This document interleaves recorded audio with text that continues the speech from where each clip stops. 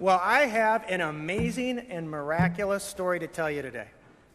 But before I get started, I want to thank everybody for the prayers that they made for me while I fought cancer. And thank you for the card that I received.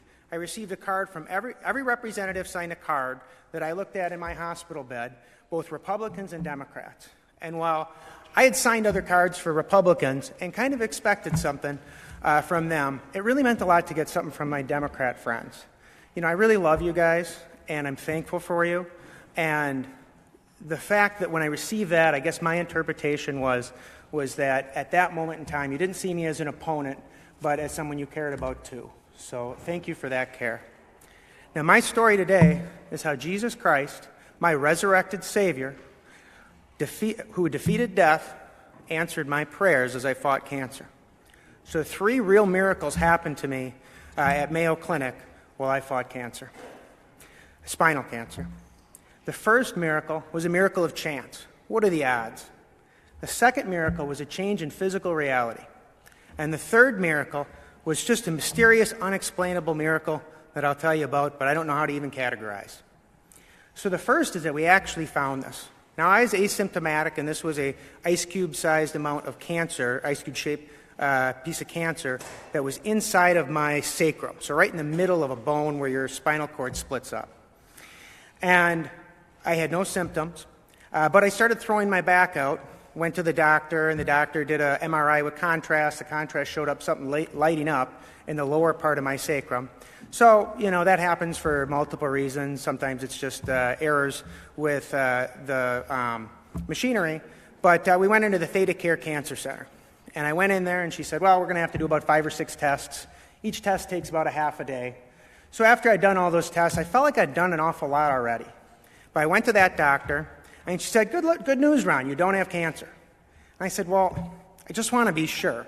You know, my mom died at 58 of cancer. My dad was dying at the moment of 63 of cancer. I'm named after my grandpa Ron, who died at 38 of cancer, and my grandma died at 40 of cancer. So tons of cancer in my family, and we just wanted to be sure that it was totally gone. So I told her that, and she said to me, Ron, do you want to have cancer? Well, when I heard that, I appreciated her confidence, and that night we celebrated. But then the next couple of days we started thinking, boy, that was kind of really unprofessional. Why would you ever put it that way? And we started questioning her. So we went to my mom's cancer doctor, who is the top doctor at Theta Care Cancer Center, Dr. Anthony Phillips. And we went to him and said, well, what do you think about this? Is this good? And he said, well, you know, I'd probably do another 5 or 6 tests. So I do another 5 or 6 tests. I come back to him in a few more months. And he says, well, Ron, I think you have bone warts. They're called enchondromas. And I've never seen this before in my entire career. So if you want, you know, I could send this to Mayo Clinic and just make sure they agree with me, because this is a strange diagnosis, but I'm confident. So at first I felt like I was asking, you know, kind of overdoing it a little bit. This is 12 tests in, and 2 cancer doctors told me I was okay. But we decided for the first time in my life to get a third opinion, and we went to Mayo. We drove there, and we did this 90-minute MRI. And the doctor comes in and says, Ron, you have cancer. You're going to lose access to your legs. You're going to be on a colonoscopy bag and a catheter the rest of your life. Now, the folks that have been here for a while know somebody that's lived like that. And that scared me. I was in such shock, I didn't know what to say. I didn't have any questions for the doctor. But on the way out the door, he said, you know, Ron, I just happened to be going to a spinal cancer surgeon's conference this weekend. And I'll ask around and see if anybody knows what to do with this other than the current plan. If not, you know, that's what we got to do, or you'll die. So I hear that drive, that 4-hour drive could have been a 20-hour drive. There's so much going on through my head as I tried to digest this and get over the shock. And the next 5 days, I was in the lowest place I could possibly be. I mean, imagine not only realizing that the rest of your life is going to be like this and you're just going to not get to do the things you want to do, like even the smallest things, but also just the drag you'll be on your family and your community and everybody else, and that, you know, you've got all these needs and all these problems, and somebody else is going to have to step up. And I didn't want to be a burden to anybody. It was just nothing worse in the world to me than that. And so I was in a really low place. And then he called me up and he said, you know, Ron, I was talking to one of these doctors at MD Anderson, and he said if you did the cancer surgery in reverse, as in we take it out in a different way and we put the laser in a different way, there's a chance we can get you out without all of that damage. I wouldn't give it more than a 50-50, but I'd like to try. I knew right there that God was involved, because what are the odds we were going to find this cancer? What are the odds we were going to find the perfect doctor? And I mean, this is a top surgeon at Mayo who doesn't know the answer and just happens to run into this guy that weekend. Now, if that conference would have been 3 months later, we would already had the surgery. If it had been just a weekend earlier, he wouldn't have known to ask. So is that kind of just, what are the odds? That was the first miracle. Now, the second miracle is, so how do you prepare for a surgery like this that you don't know? Well, I prayed. I just started praying a ton. We went on a family trip to Spain, and we went to Lourdes and prayed there. But one day, just while I was in my room, the Spirit moved me to get on my hands and knees. And a particular Bible passage has always bothered me. It's Matthew 19:24. It is easier for a camel to go through the eye of a needle than a rich man to enter the kingdom of God. Now, I consider myself blessed, and it's always made me scared of that verse, as in, is my blessings a problem, I guess, for me? And it made me nervous. But when I was on my knees, I said, Jesus, everything is yours. My family is yours. My girls are yours. My cars are yours. My house is yours, whatever. It's all yours. I want to die a poor man with absolutely nothing, as poor as it gets. And at that moment, I had a realization. And that was that my kids don't really necessarily need me to live. I think so. It makes sense for that. There are 3 and 6 little girls. But even if I died, their Heavenly Father is going to take care of them no matter what. I am I think maybe the easiest tool to do that, but He's going to do it either way. And after I did that and came to that realization, I just said, Lord, I'll do whatever you want. Your will be done. But can I make one little request? And that's that I want to be that tool. While those kids are still little girls, I want to be the tool that you use to help raise them into adulthood and give them a chance at faith. That's my request. If you don't accept it, that's fine. And after that, May 3rd eventually came. That was my surgery day, May 3rd, 2024. And in that surgery, what they did is from my belly button down to my groin, they cut me open. They opened me up. They took all of my guts, just like a deer hunter takes guts out of a deer. They took my guts and put it on a table.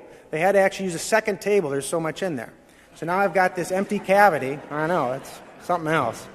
And in this empty cavity, they put this laser. Now, it looks like a 3D printer, but it's obviously more high-tech than that. But they put this laser right inside my hips and attach it to my hips. And they use this laser to cut out the bone, because it's hard to cut through bone. It's not like taking flesh out normally with cancer. With spinal cancer, you got to cut into that bone. So that laser cut out the perfect area, and then they took the laser out, put the guts back in, sealed me up, and then flipped me over, because on the backside, they have to whittle this out. That was the MD Anderson's idea. And as they whittled it out, my S2 right nerve had to go. It had cancer on it. But my S2 left would have been fine.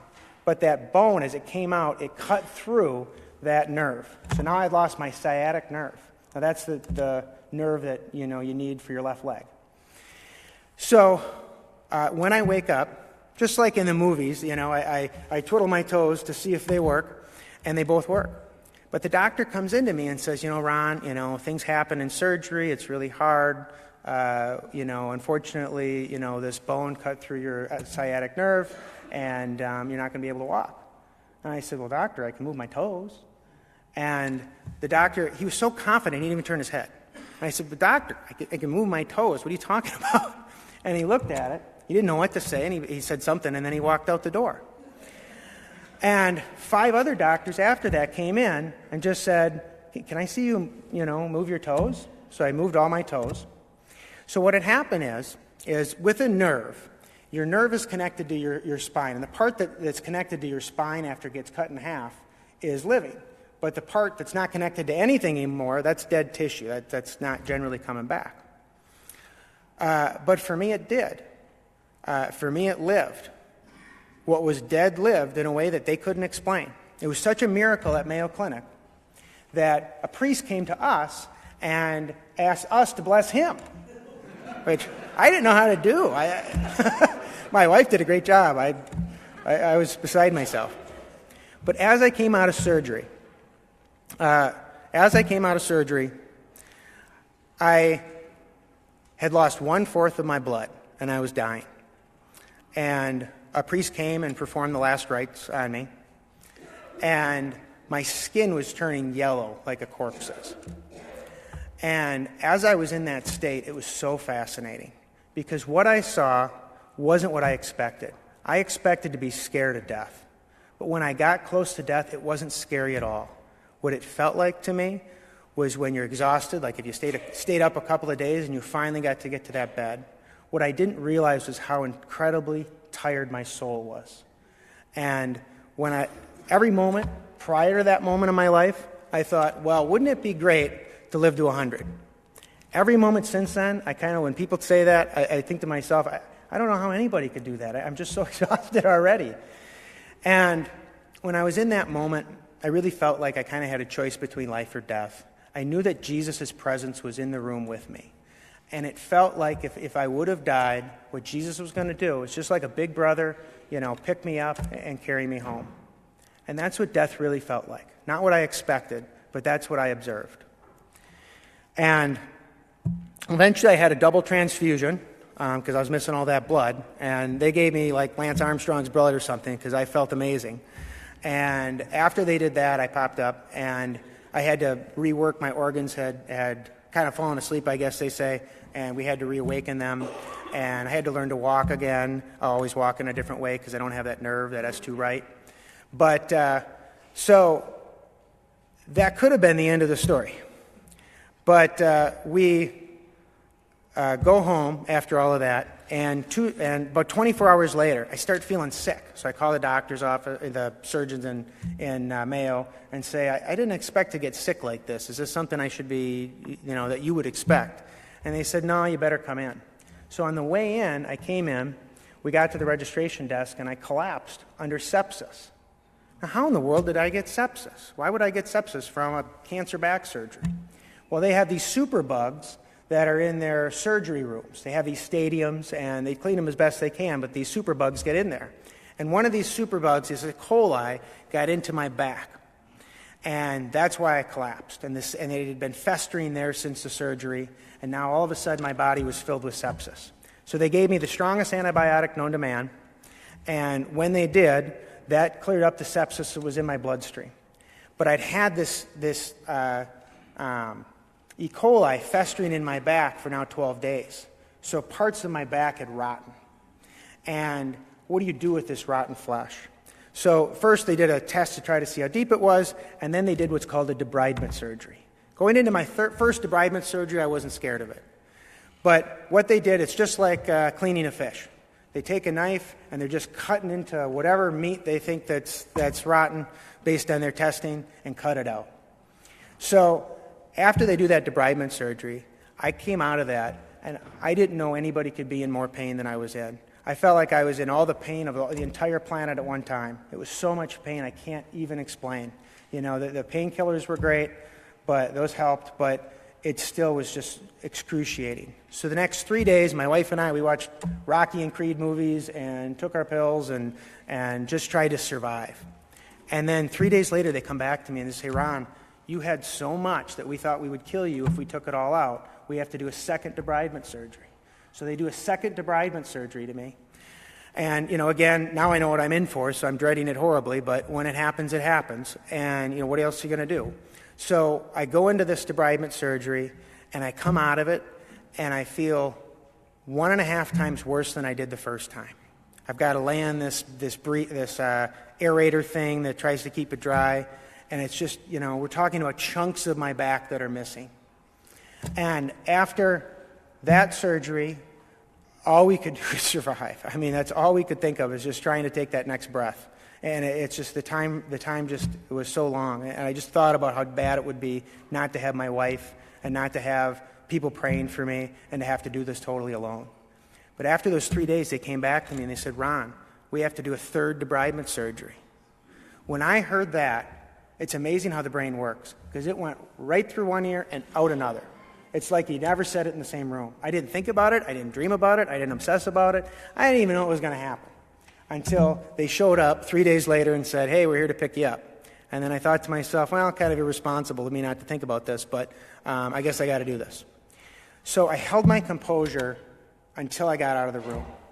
But once I got out, I started weeping. There's a difference between crying and weeping. Crying is some sort of mental decision being made there. Your cerebrum is involved in crying. Weeping just comes out. It's not a choice. It just was coming out. And it felt kind of good at first while they were pushing me to this dark room that we have to wait. So I just wept, and then I got to this dark room and nobody's around, so I kept weeping for 10 or 20 minutes.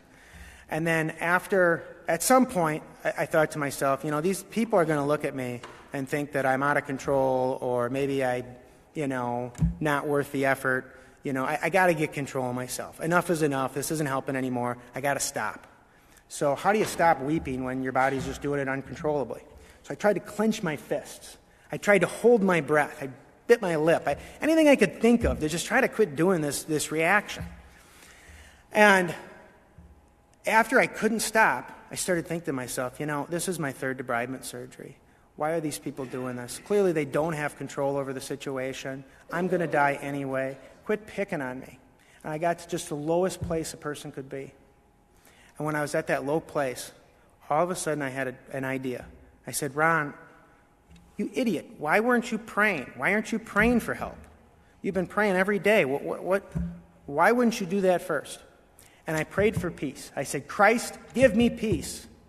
And when I said peace, I felt amazing. I'd never felt better in my life. I truly felt the peace of Christ in me at that moment. At that moment, I felt better than I'd ever felt in my life. I knew Christ was in control. I knew that everything was going to be okay no matter what happened. I felt amazing. To go from 0 to just think about your emotions. Can you really go from 0 to 100, even if you tried?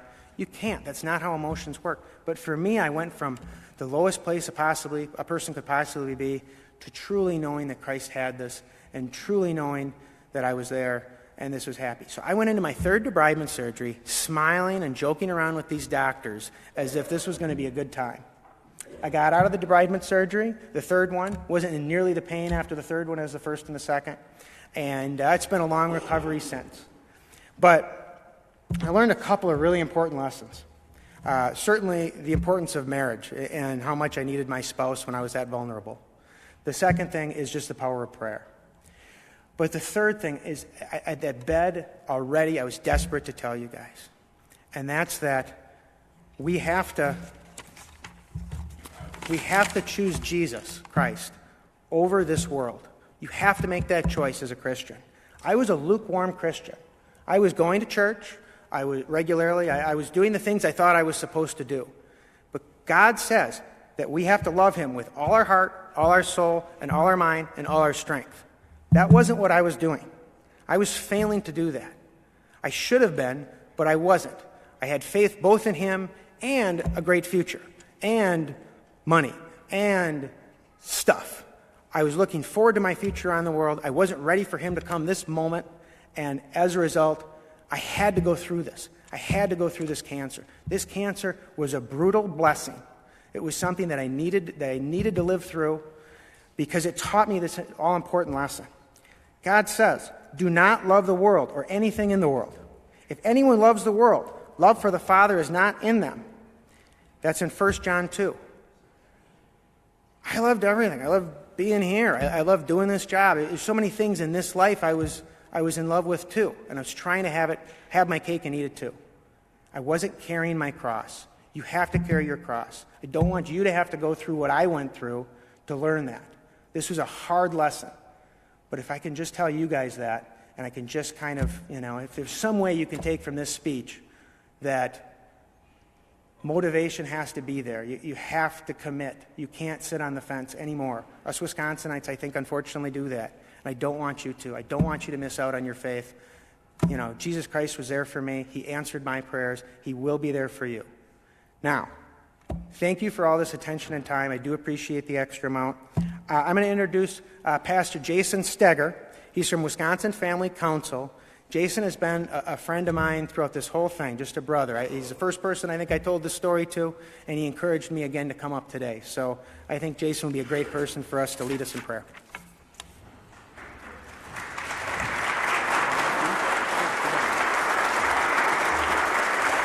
you.